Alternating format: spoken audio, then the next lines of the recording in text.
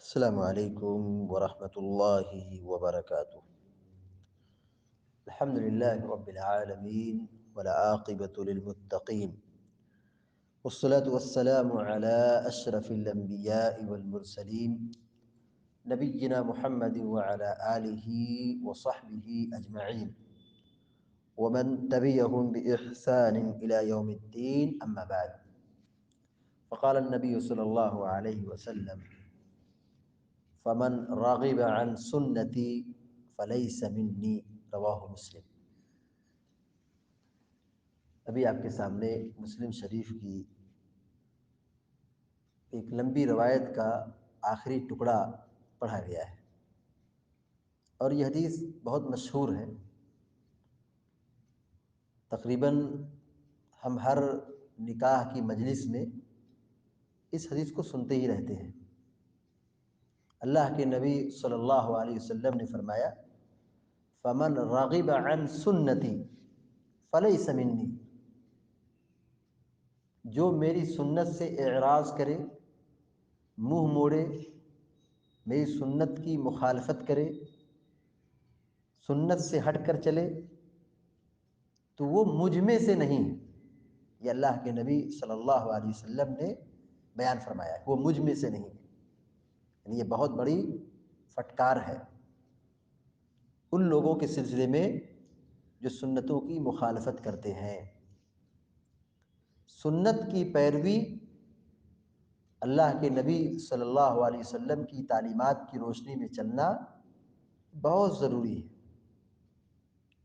سنت پر اگر آدمی عمل کر رہا ہے، سنت کے مطابق چل رہا ہے، تو یہ اس کا عمل قبول ہوتا ہے۔ سنت کے مطابق عمل نہیں ہے، اللہ تعالیٰ کے یہاں عمل قبول نہیں ہوگا۔ مقصد یہ نہیں کہ آدمی خوب زیادہ عمل کرے، مقصد یہ نہیں ہے کہ آدمی خوب زیادہ عبادت کرے، یہ اللہ نہیں چاہتا ہے۔ اللہ تبارک و تعالیٰ یہ نہیں چاہتا ہے کہ بندے خوب زیادہ عبادت کریں، اللہ کو یہ نہیں پسند ہے۔ اللہ کو یہ پسند ہے کہ بندہ شریعت اور سنت کے مطابق عبادت کرے۔ اللہ تعالیٰ ہماری زندگی کے مقصد کو اس طرح بیان فرمایا ہے سورہ ملک کے اندر: الذی خلق الموت والحیات لیبلوکم ایکم احسن عملا۔ وہی وہ ذات ہے، وہی رب ہے جس نے موت اور زندگی کو بنایا ہے، پیدا کیا ہے، تاکہ وہ تمہیں آزمائے کہ تم میں عمل کے اعتبار سے کون اچھا ہے۔ اللہ تعالیٰ کیا کہہ رہا ہے؟ لیبلوکم ایکم احسن عملا، تاکہ وہ تمہیں آزمائے۔ دنیا میں انسان کو بھیجا ہے، پیدا کیا ہے، مقصد کیا ہے؟ موت اور زندگی اللہ نے بنائی ہے، مقصد یہ ہے کہ آزمائے کون عمل کے اعتبار سے اچھا ہے۔ اللہ نے یہ نہیں کہا کہ عمل کے اعتبار سے کون زیادہ ہے۔ لیبلوکم ایکم احسن عملا، اکثر عملا نہیں کہا، اللہ نے کہا احسن عملا، عمل کے اعتبار سے کون اچھا ہے، یعنی کون اچھا عمل کرتا ہے۔ زیادہ عمل کرنا، زیادہ عبادت کرنا یہ اللہ کو مقصود نہیں ہے۔ اللہ کو یہ پسند ہے کہ بندہ عبادت کرے سنت اور شریعت کی روشنی میں، تاکہ یہ عمل قبول ہو سکے۔ ہر وہ عبادت، ہر وہ عمل، ہر وہ چیز جو اللہ کے نبی صلی اللہ علیہ وسلم کی بتائی ہوئی تعلیمات کی روشنی میں نہیں ہے، وہ عمل باطل ہے، مردود ہے، قبول نہیں کیا جائے گا۔ من احدث فی امرنا ھذا ما لیس منہ فہو رد۔ جو ہمارے دین میں کوئی ایسی چیز لائے جو ہماری شریعت میں نہیں ہے، نئی چیز ایجاد کرے جو ہمارے قول و عمل میں نہیں ہے، ہماری شریعت میں نہیں ہے، وہ دین میں نئی چیز ایجاد کر رہا ہے، اللہ کے نبی علیہ الصلوۃ والسلام کیا کہہ رہے ہیں؟ فہو رد، عمل قبول نہیں کیا جائے گا، عمل برباد ہے۔ پہلے سے یہ دھمکی دی گئی ہے کہ عمل برباد ہے، باطل ہے۔ تو ہم سب کو یہ چاہیے کہ ہم اس کی فکر کریں کہ ہماری نیکی قبول کیسے ہو۔ تو ہم یہ جانیں کہ عمل کی قبولیت کے شرائط کیا ہیں۔ سب سے پہلی چیز ہے اللہ پر ایمان لانا. ایمان لائیں گے تو عمل قبول ہوگا. ایمان نہیں ہے، توحید نہیں ہے، ایمان نہیں ہے، تو آدمی جو چاہے اچھا کام کر لے، اللہ تعالیٰ کے یہاں قبول نہیں ہوگا. یعنی ایک مسلمان کام کرے تو قبول ہوگا، غیر مسلم کام کرے، عبادت کرے، نہیں قبول ہوگا. پہلی شرط یہ ہے کہ ہم ایمان لائیں. ایمان یہ عمل کی قبولیت کی بنیاد ہے. دوسری شرط ہے اخلاص، کہ ہم وہ کام صرف اللہ کے لیے کریں، دکھلانے کے لیے نہیں، ریاکاری کے لیے نہیں، اللہ کو راضی کرنے کے لیے. پہلی شرط ہے عمل کی قبولیت کی اللہ پر ایمان رکھنا، اللہ کی توحید اور اس کی وحدانیت کا اقرار کرنا، اس کے ساتھ کسی کو شریک نہ ٹھہرانا. دوسری شرط ہے اخلاص، یعنی وہ کام، وہ عبادت، وہ نیکی اللہ کے لیے کرنا، تب اللہ تعالیٰ اس کو قبول کر لیتا ہے. تیسری اور آخری شرط ہے کہ اس عمل کو سنت اور شریعت کی روشنی میں کرنا، کیونکہ اللہ کے نبی صلی اللہ علیہ وسلم نے کیا دھمکی دی ہے؟ جو میری سنت سے منہ موڑے وہ مجھ میں سے نہیں. اس کا یہ عمل، اس کا یہ عبادت کا طریقہ، یہ سب کے سب کیا ہے؟ جو سنت کے خلاف ہے، وہ رسول میں سے نہیں ہے، رسول کی تعلیمات پر نہیں ہے. اس حدیث کی جو شروعات ہے، 3 لوگ اللہ کے نبی صلی اللہ علیہ وسلم کے پاس آئے تھے.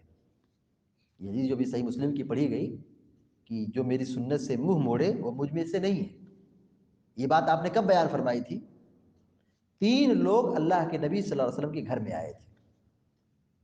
ان لوگوں نے اللہ کے نبی صلی اللہ علیہ وسلم کی عبادتوں کے سلسلے میں، رات میں آپ کتنی عبادت کرتے ہیں، کتنا قیام کرتے ہیں، اس کو جاننے کے لیے حضرت عائشہ صدیقہ رضی اللہ تعالیٰ عنہ کے یہاں آئے تھے، اور اللہ کے نبی علیہ السلام گھر کے اندر تھے. بہرحال سوال کیا، بتایا گیا، تو ان لوگوں نے نبی کی عبادت کو کم سمجھا. جب حضرت عائشہ صدیقہ رضی اللہ تعالیٰ عنہ نے کہا کہ آپ سوتے ہیں، پھر رات کے آخری حصے میں بیدار ہوتے ہیں، قیام اللیل کرتے ہیں، عبادت کا طریقہ بتایا، تو ان لوگوں نے، جو 3 لوگ آئے تھے، ان لوگوں نے نبی کی عبادت کو کیا سمجھا؟ کم سمجھا. ان کی خواہش یہ ہوئی کہ ہم نبی سے زیادہ عبادت ہم کریں، کیونکہ نبی کا معاملہ کیا ہے، ان کا مقام، ان کا مرتبہ بہت اونچا ہے. تو ان میں سے ایک نے یہ کہا کہ اب میں رات بھر عبادت کروں گا. ایک آدمی نے کیا کہا؟ رات بھر میں قیام کروں گا. دوسرے نے کہا کہ میں دن بھر روزہ رکھوں گا، کھانا نہیں کھاؤں گا، روزہ رکھوں گا. ایک نے کہا کہ میں رات بھر جاگوں گا، دوسرے نے کہا کہ میں دن میں روزہ رکھوں گا، اور تیسرے نے کہا کہ میں شادی نہیں کروں گا، میں صرف عبادت کروں گا، دن اور رات دونوں جگہ میں صرف عبادت کروں گا، نہ مجھے کاروبار کی ضرورت ہوگی، نہ بال بچوں کا فکر ہوگا، بس میں عبادت کروں گا. اللہ کے نبی صلی اللہ علیہ وسلم کو جب یہ بات معلوم ہوئی تو آپ نے کیا کہا؟ میں رات میں قیام بھی کرتا ہوں، رات میں سوتا بھی ہوں، میں دن میں روزہ بھی رکھتا ہوں، افطار بھی کرتا ہوں، میرے بال بچے بھی ہیں، میں سب کے حقوق ادا کرتا ہوں، یہی میرا طریقہ ہے. آپ نے کیا کہا؟ یہی میرا طریقہ ہے، اور جو میری سنت سے منہ موڑے وہ مجھ میں سے نہیں. اس حدیث سے علماء نے یہ مسئلہ نکالا ہے، یہ بات بیان کی ہے کہ عبادت میں اعتدال مطلوب ہے. عبادت کرنا، اللہ نے ہم کو پیدا کیا، دنیا میں بھیجا کس لیے؟ اللہ کی عبادت کے لیے. ہم یہاں دنیا میں کیوں آئے ہیں؟ ہماری زندگی کا مقصد یہ کہ ہم اللہ کی عبادت کریں.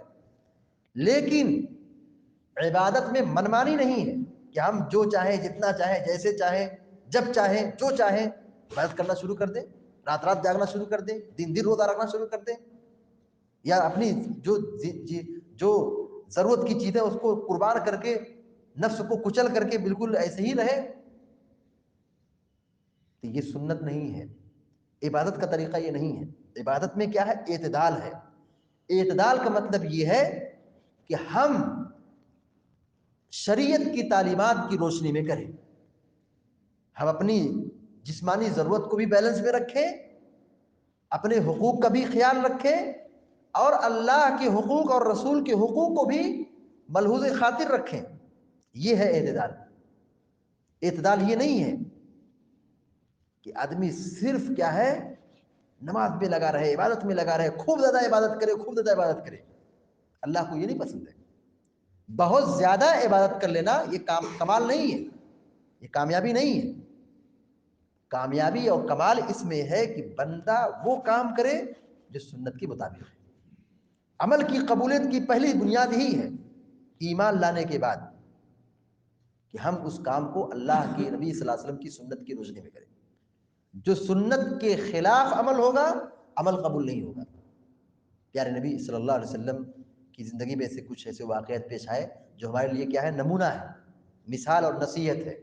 جیسے ایک صحابی نے غلطی کر بیٹھی، ایک صحابی سے غلطی یہ ہوئی کہ انہوں نے قربانی عید کی نماز سے پہلے کر دی۔ بتائیے سنت کیا ہے؟ قربانی عید کی نماز کے بعد ہے۔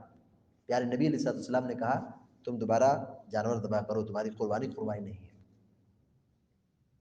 اس میں ہمارے لیے نصیحت کیا ہے کہ کوئی بھی عبادت جو سنت سے ہٹ کر کے ہے وہ عبادت ہے ہی نہیں ہے، وہ اللہ تعالیٰ کے یہاں قبول ہونا بہت دور کی بات ہے۔